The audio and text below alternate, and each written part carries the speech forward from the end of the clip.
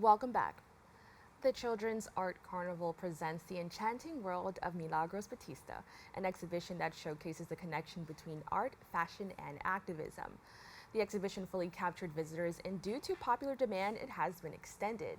Batista continues to further explore identity and race with a portrait project titled First Time I Ever Saw Your Face.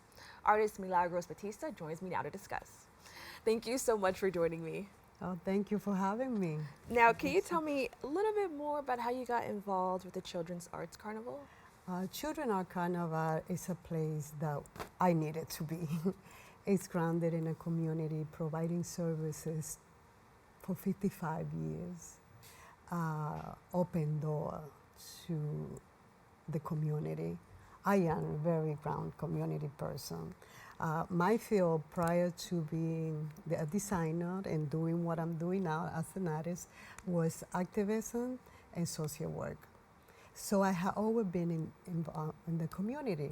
10 years ago, I decided that I want to do something out in my life. So I went from social work activism to fashion designing to an artist, and then finding this place that not only provide education and a space for children, now it's using the space for residents. People like me, we have a space, and what a better place to be in a community of Harlem. Now, can you talk about the creation of the enchanting world of Milagros Batista? Okay. The enchanting world of Milagro Batista was only able to be created because of being in the space with Children Art Carnival. They are now moving from the education for children, teaching art, to open it, not only having the resident, but also a gallery. Free space, a gallery where everything is provided to you. You get a phone call and say, you are the next artist who will have a solo exhibit. You don't have to do anything else but just to bring your art pieces. And what else can I do? Right. To jump into this. That's amazing. And that's what I did. And also something that I was offered to be there for the months of March or April. I get the phone call in January and I say, I'm ready for it. Let me have it in February. And that's what my big celebration of having during the Black History Month. Now, what are some of the major themes of the exhibition? Okay, the major thing for the exhibition, again, I think I brought it before, is bringing out my honoring the Black History Month. As a Black designer or a Black woman in America coming from the Caribbean and celebrating Black History Month was something that I feel that I needed to do, and it was my opportunity to show the work that I have been thinking, that I think the colors the thing that I presented was the color that I've been working for in many collections, black, red, and green. And imagine, I had 24 pieces showing, and about 14 were those three colors. So that was my big efforts to do it during the month of February. And then it was extended for another month because. Congratulations, by the way, because so many people loved it. Can you talk about how it feels to have so many people really look at your work and feel something? It's a confirmation that when I grew up in a place where the kind of work I do with knitting and crochet, fiber artist, and I did those pieces, or most people do, but you are not called an artist. And from the moment that I became part of the Harlem community, and people began to open doors, not only you are a designer, you are an artist. And I learned about the wearable arts, and now the stages that I am in my design are not only wearable art, I'm considered a fiber artist, fine fiber artist. And that is what people, when they see my work, they say, oh my God, it's a piece of art. And you believe that, you doing that, you are in a space that fosters creativity, and that's all you need to continue doing it. That's amazing. And can you tell us a little bit more about your art? I see you have some of it with you today. It looks beautiful. Can you tell us a little bit more about that and, how it makes you feel when you're in the, in the mode of creating it? Okay. This collection is my spring collection, and it's all about flowers and also sustainability. I had my pieces also go with the experience that I feel connected with. And the flower comes from a relationship that I developed with a woman that makes pieces during the 60s. And she wanted to recreate them now again. And she had her picture of her work, her photograph with picture at the before that at the American Fashion Society, and now they are at the Brooklyn Museum. And she's one of these young women who started the movement Black is Beautiful. She created her own clothing, or the group created their own clothing, and now they are in their 80s. The older one is 97. And that's part of the movement that I want to be. Women who feel that they had a statement, that they have an issue as activists, that's why you want to continue telling the story, how we became those before us and how we need to continue. That we can create our own style. We can be creative by looking at what other women had done before.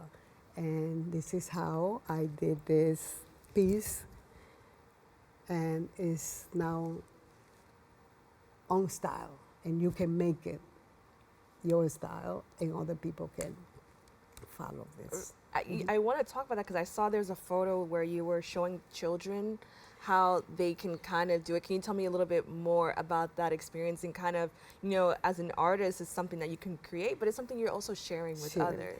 This is part of the philosophy of Children Art Carnival. You have your residents, you getting good stuff, give that good stuff to the community. And someone like me, and someone like Tomo that is there, someone like Wilhelmina, these are the other artists that are there.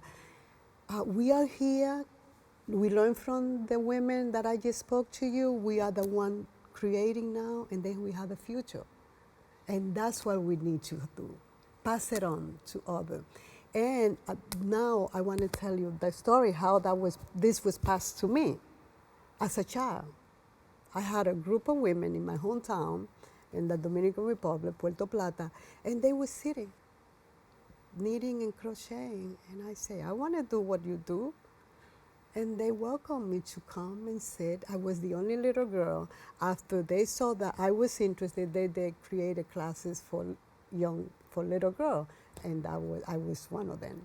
From the age of 7 to the age of 14, when I first came to this country, I was sitting with those women. And after I came here, I just needed to continue. And this is what you do. So I'm doing the same with the young,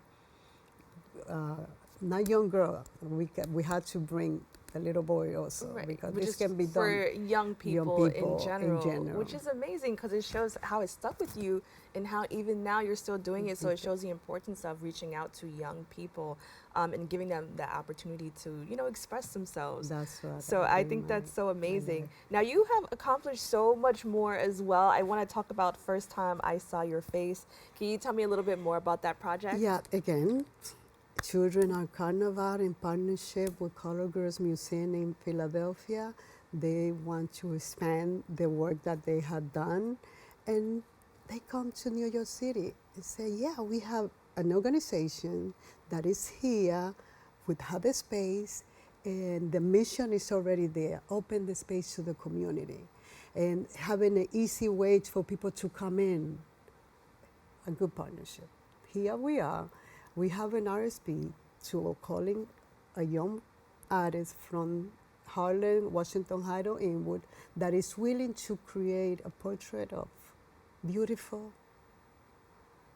regular people regular girl from Harlem, and then that we can see the faces that you and I don't see in many museums.